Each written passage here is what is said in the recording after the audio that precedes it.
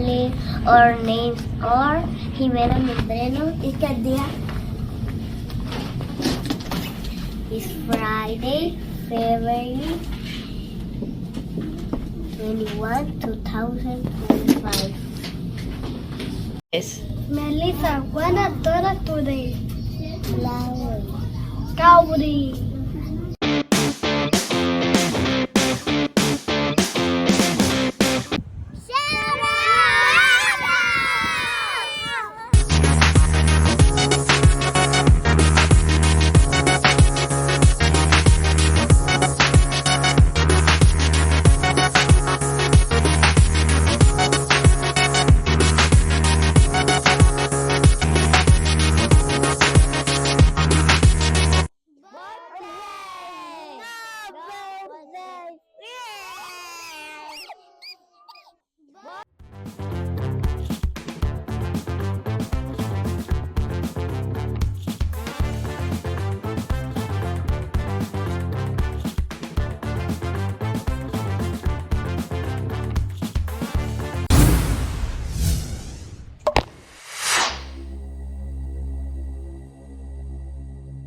His story reads like Paul Bunyan's, a figure so larger than life, so mythical, that even his documented feats read like something from a legendary folk tale.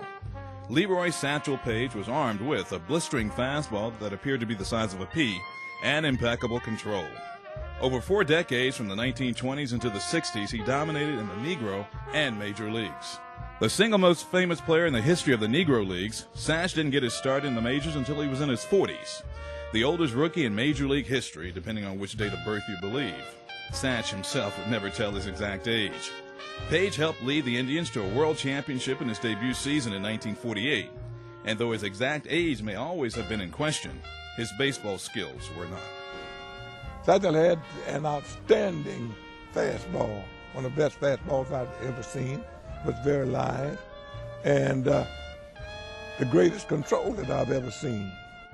The well-traveled Paige played for many teams during his long and storied career, and when the regular summer baseball season ended, Satch would put together his own team, the Satchel Paige All-Stars, and tour the country playing Hall of Famer Bob Feller's own collection of Major League stars. It was a racial rivalry situation where there's a lot of talk about no blacks in the big leagues, how would they fare against the big league ball players. And it was a great competition. We played in Yankee Stadium, we played across the United States, we played in Newark, we played in Cleveland, Columbus, Pittsburgh, Des Moines, Wichita, Denver, all throughout the United States and up and down the coast in Canada from Vancouver to San Diego.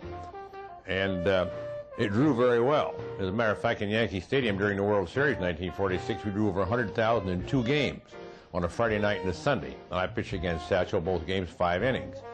And of course, the games were very even, and the black players gave a good account of themselves, an excellent account of themselves. Within the fraternity of Negro League players, Satchel Paige is revered as the best of the best, and he earned a reputation for doing whatever he pleased on the pitcher's mound. A real good fastball, real good control, in and out, and up and down. But he knew just where he wanted to put the ball, and 9 out of 10 times he put it right where he wanted to. So he was tough. He was very tough.